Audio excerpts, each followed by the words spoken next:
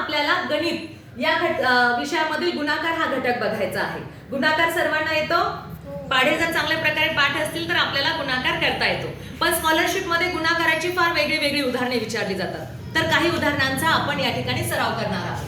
तर तुम्हाला स्कॉलरशिप मध्ये समजा अशा प्रकारचं उदाहरण विचारलेलं आहे. काय विचारलेलं आहे? 46 मल्टिप्लाय 20 आणि 96 मल्टिप्लाय बाय 20 यांच्यामधील काय विचारलंय तुम्हाला? फरक. म्हणजे अगोदर तुम्हाला या संख्येचा गुणाकार करावा लागेल, मग या संख्येचा गुणाकार करावा लागेल, आलेल्या उत्तरांची वजाबाकी करावी लागेल, मग तुम्हाला उत्तर मिळणार. मग आता आपण 46 मल्टिप्लाय बाय 20, 26 जा 120, हाचे आले 12, 24 जा 80, 80 मध्ये 12 मिळवले किती आले?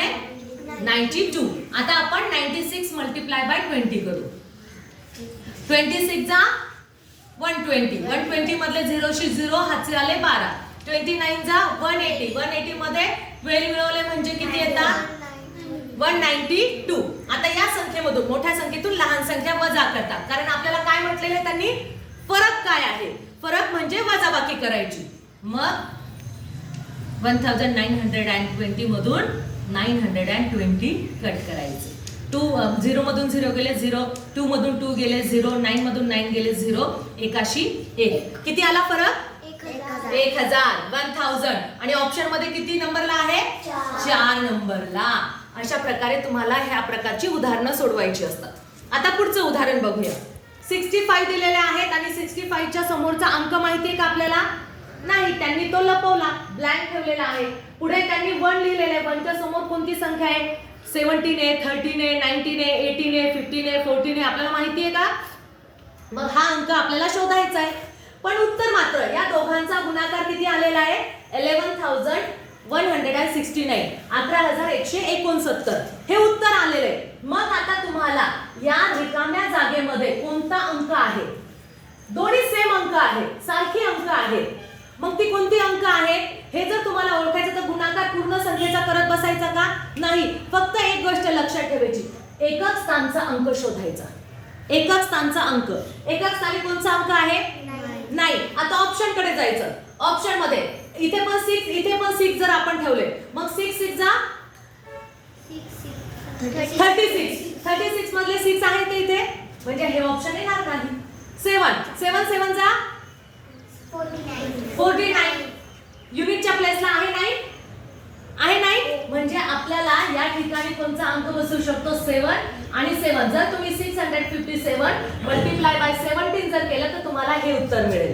काय करायचं? जिथे संख्या नाहीये, फक्त एक गोष्ट लक्षात ठेवायची की एकक स्थानी जो अंक आहे तो त्या ऑप्शनचा गुणाकार करून शोधायचा. 8 8 चा 64 होता. 4 इथे 9 पाहिजे होते, म्हणजे हा पण ऑप्शन येणार नाही. 9 9 जा 81 होतात, 1 नाही इथे, म्हणजे ऑप्शन आपला कोणता आहे? 2 नंबरचा. समजलं? तर एकदम साध्या सोप्या ट्रिकनं तुम्ही गुणाकार करू शकता, एकदम फास्ट.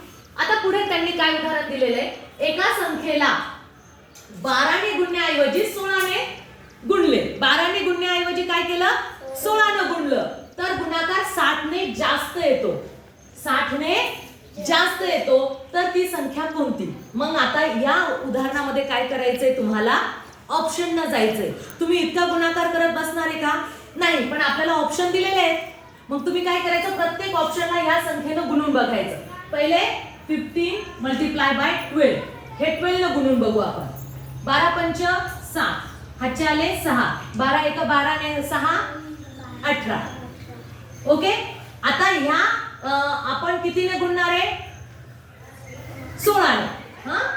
सॉरी, ह्या 15 ला आपण काय करणार आहे? 16 ने गुणणार आहे.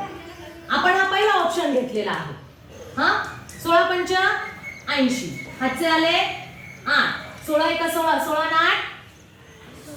8 100, सॉरी 16 17 18 19 20 21 22 23 24, 240 येतात. आता यांची वजाबाकी करू, बघू. जर ती 60 ने जास्त आली तर मग आपला हा ऑप्शन येतो का? 0 शी 0, 4 8 जात नाही म्हणून काय केली? इकडून हातचा घेतला. 14 8 गेले 6, 1 1 गेले 0. आपल्याला किती पाहिजे होते? 60. आपल्याला किती पाहिजे होते? 60. 60 उत्तर आलं. काय केलं आपण ऑप्शनने गेलो, पहिलंच ऑप्शन आपल्याला मिळालं, मग बाकीचे ऑप्शन बदलायची गरज आहे का? अशा प्रकारचं उदाहरण विचारलं, काय केलं त्याने, एका संख्येला 12 ने गुणलं, 16 ने पण गुणलं आणि त्या दोघांमधला डिफरन्स किती आहे? 60 ने, 60 चा येतो. म्हणून मग आपण काय केलं, ऑप्शन, पहिल्या ऑप्शनला 12 ने पण गुणलं, 15 ला 12 ने पण गुणलं, ह्या 15 ला 16 ने पण गुणलं, जो गुणाकार येतो त्यांची वजाबाकी केली, आपल्याला 60 चा फरक मिळाला, म्हणजे आपला पहिलाच ऑप्शन काय येतो? बरोबर येतो. मग अशा प्रकारे जर तुम्ही उदाहरणं विचारपूर्वक सोडवली तर तुमचा 1 मार्क हा फिक्स राहणार आहे. समजलं?